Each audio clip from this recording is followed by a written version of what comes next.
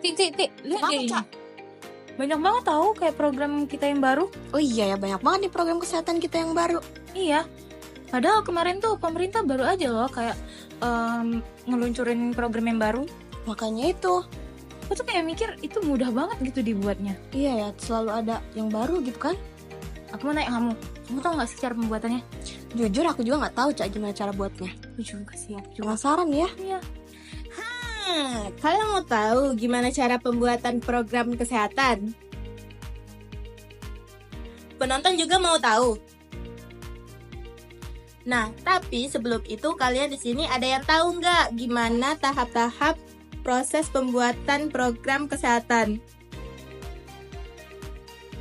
Penonton tahu nggak? Jadi yang pertama itu ada persiapan, yang kedua ada analisis situasi, yang ketiga perumusan masalah, yang keempat penyusunan rencana usulan kegiatan, yang kelima penyusunan rencana pelaksanaan kegiatan, dan yang terakhir ada evaluasi dan monitoring. Nah, untuk mengetahui tahapan-tahapannya lebih lanjut, yuk simak video berikut ini.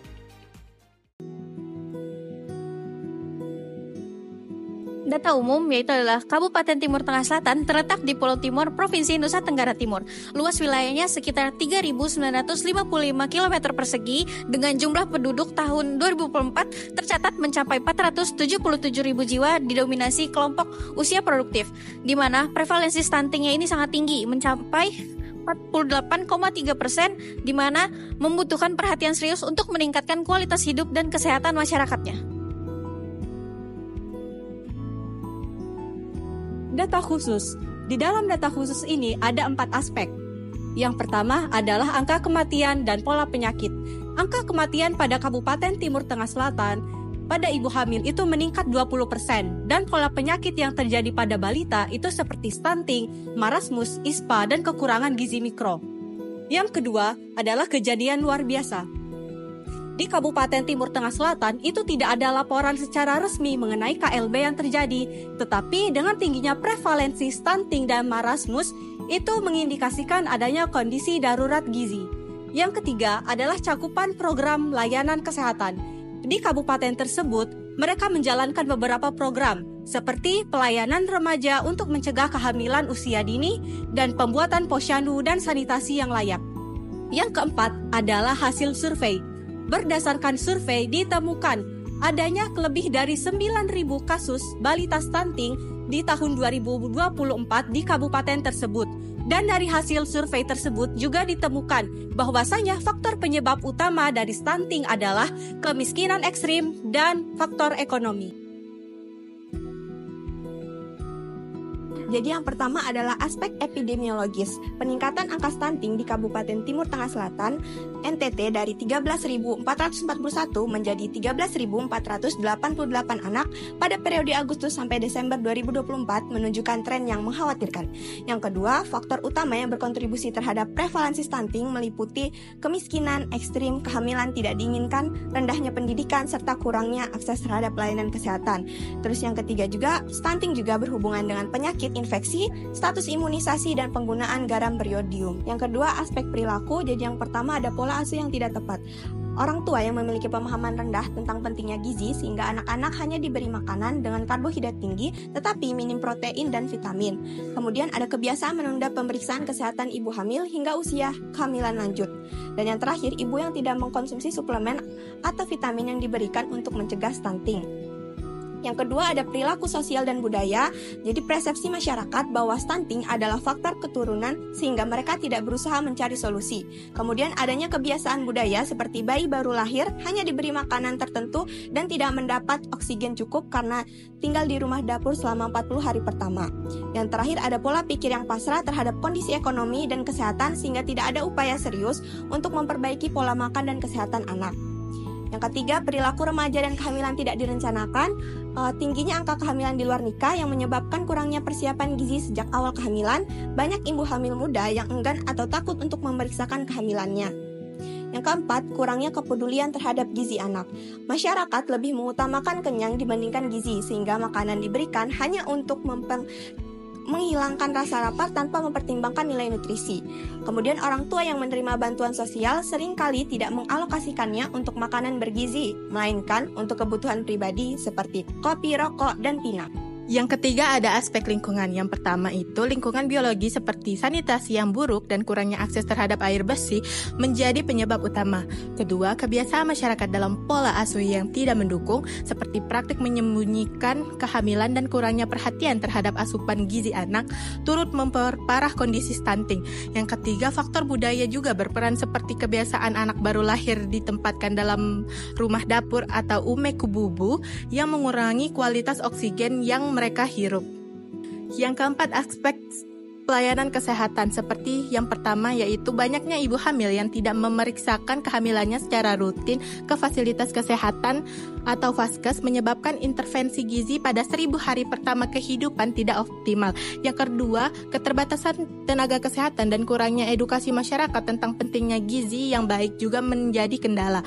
Ketiga, keterlambatan dalam proses rujukan anak stunting ke posyandu atau fasilitas kesehatan lain menyebabkan penanganan tidak maksimal. Yang keempat, kurangnya pemanfaatan terhadap program pemerintah seperti pemberian makanan tambahan atau PMT dan suplemen. Yang kelima, aspek gizi masyarakat. Yang pertama itu yaitu pola makan masyarakat cenderung kurang bervariasi dan bergizi. Lebih banyak mengonsumsi makanan tinggi karbohidrat seperti jagung dan ubi tanpa asupan protein dan vitamin yang cukup. Yang kedua, banyaknya keluarga yang tidak mengalokasikan bantuan seperti program keluarga harapan atau PKH untuk keperluan gizi anak, melainkan untuk kebutuhan orang dewasa seperti rokok dan kopi. Yang ketiga, rendahnya kesadaran ibu hamil dan orang tua dalam mengonsumsi suplemen dan vitamin yang disediakan pemerintah menyebabkan asupan gizi selama kehamilan kurang optimal. Jadi sebelum kita membuat program kesehatan, kita harus tahu dulu nih masalah apa sih yang sedang dihadapi oleh masyarakat di daerah tersebut. Misalnya di Kabupaten Timur Tengah Selatan, masalah kesehatan yang sedang mereka hadapi yaitu tingginya angka stunting, terutama pada balita. Walaupun memang sempat terjadinya penurunan, kasus tersebut kembali meningkat pada tahun 2024 yaitu sekitar 24,2%.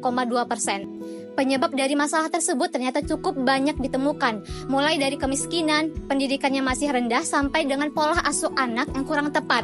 Selain itu, masih banyak keluarga yang belum memiliki akses sanitasi dan air bersih yang layak. Ada juga kebiasaan budaya yang buruk seperti menempatkan bayi di dapur selama 40 hari yang ternyata dapat meningkatkan infeksi saluran pernafasan.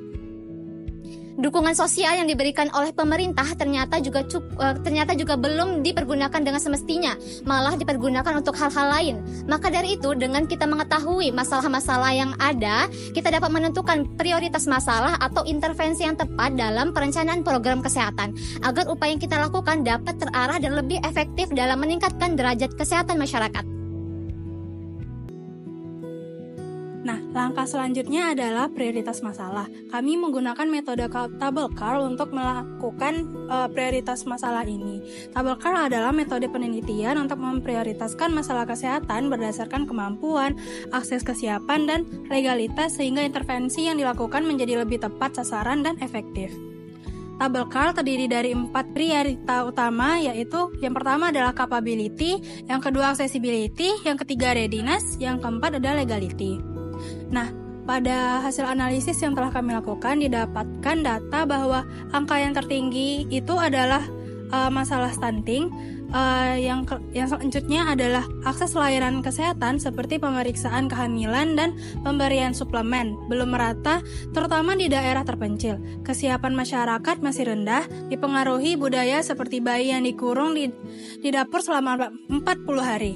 Penanganan stunting didukung oleh kebijakan pemerintah dan program nasional.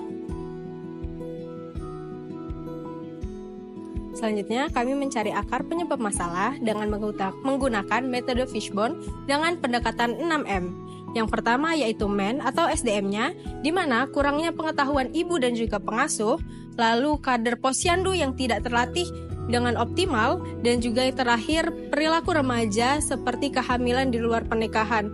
Lalu yang kedua ada money atau pendanaan, di mana dana APBD di sini tidak memadai. Lalu yang kedua ada 15 desa yang gagal mencairkan dana desa, untuk program stunting, dan juga yang terakhir bantuan pangan bergizi yang tidak merata. Yang ketiga ada mesin ataupun peralatan, di mana yang pertama Fasiankes, Posyandu maupun Puskesmas yang tidak memadai dengan kurangnya alat kesehatan seperti alat ukur tinggi badan dan juga berat badan serta screening digital.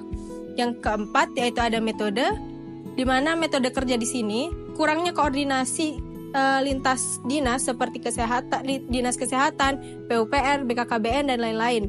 Lalu yang kedua ada program PMT dan juga tablet tanda darah yang tidak efektif, dan yang terakhir ada sosialisasi kesehatan yang tidak menjangkau pelosok. Yang kelima ada material ataupun bahan, di mana masyarakat masih ketergantungan akan bahan pangan berkarbohidrat tinggi. Yang kedua ketersediaan sanitasi dan juga air bersih yang kurang baik, dan juga minimnya akses protein seperti telur, daging dan lain-lain. Lalu yang terakhir yaitu market, di mana masyarakat miskin tidak bisa mampu akses layanan kesehatan, di mana informasi juga tidak merata dan juga tidak ada mekanisme umpan balik dari masyarakat. Nah, selanjutnya adalah tabel rencana usulan kegiatan. Jadi, tabel RUK adalah alat yang digunakan untuk merangkum program kesehatan seperti sasaran, indikator, waktu pelaksanaan, hingga siapa yang bertanggung jawab terhadap program tersebut. Fungsinya adalah untuk merencanakan, memantau, hingga mengevaluasi kegiatan kesehatan secara sistematis, serta digunakan untuk memastikan transparansi dan akuntabilitas dalam pelaksanaan program. Jadi, kami mengambil contoh yaitu tentang edukasi gizi dan kesehatan. Di program kami akan mengadakan kelas gizi untuk remaja dan ibu hamil sebanyak 24 sesi sepanjang tahun 2025. Tujuannya adalah untuk meningkatkan pengetahuan gizi dengan target sebesar 75% peserta mengalami peningkatan, serta penanggung jawab dari program ini yaitu Puskesmas dan juga kader gizi. Dan masih banyak program lain yang bisa kami usulkan seperti intervensi gizi, pendampingan keluarga, pemantauan penguatan posyandu, serta kampanye budaya pro gizi. Selanjutnya, apa istilah tabel RPK? Jadi, tabel RPK adalah singkatan dari rencana, program, dan kegiatan. Ini adalah alat bantu perencanaan yang digunakan untuk merinci setiap kegiatan dalam suatu program secara sistematis. Nah, dalam tabel RPK biasanya ada kolom seperti kegiatan, sasaran, target, kebutuhan, pelaksana, dan metode. Tujuan dibuatnya RPK ini agar program bisa dirancang dengan jelas, anggaran terkontrol, dan pelaksanaannya bisa dievaluasi dengan mudah. Nah, kalian bisa lihat di sini tabel RPK-nya. Jadi, aku mau ngejelasin 2 contoh aja nih. Yang pertama, edukasi gizi. Sasarannya remaja dan ibu hamil. Targetnya ada 300 orang. Kebutuhannya yaitu modul dan narasumber. Dilaksanakan oleh kader dan puskesmas. Metodenya itu presentasi dan diskusi. Nah, perhitungan anggarannya bisa kalian lihat di sini, yaitu 300 modul dikali harga yang udah ditentuin 10.000, totalnya adalah 3 juta. Yang kedua ada honor 2 narasumber dikali harga yang udah ditentuin yaitu 250.000, totalnya 500.000. Jadi jumlah keseluruhan anggarannya ada 3,5 juta. Yang kedua ada intervensi gizi. Sasarannya ibu hamil dan balita. Targetnya 150 keluarga. Kegiatannya pemberian PMT, tabel FE, dan vitamin. Dilaksanakan oleh Posyandu dan Dinas Kesehatan dengan metode distribusi langsung. Perhitungan anggarannya bisa kalian lihat di bawah sini. Jadi PMT 150 keluarga dikali harga yang udah ditentuin 20.000, totalnya 3 juta. Yang kedua ada suplemen dengan total 1,5 juta. Jadi keseluruhan anggarannya ada 4,5 juta. Nah, dengan tabel RPK ini, program jadi lebih terarah, tabel kecil, tapi dampaknya besar. Nah, tahapan selanjutnya adalah monitoring dan evaluasi kegiatan. Dari kegiatan kami yaitu program Sadar Gizi TTS, kami telah melakukan perencanaannya dan sekarang tibalah di monitoring dan evaluasinya. Kami menggunakan tabel monitoring dan evaluasi seperti yang tertera di sini.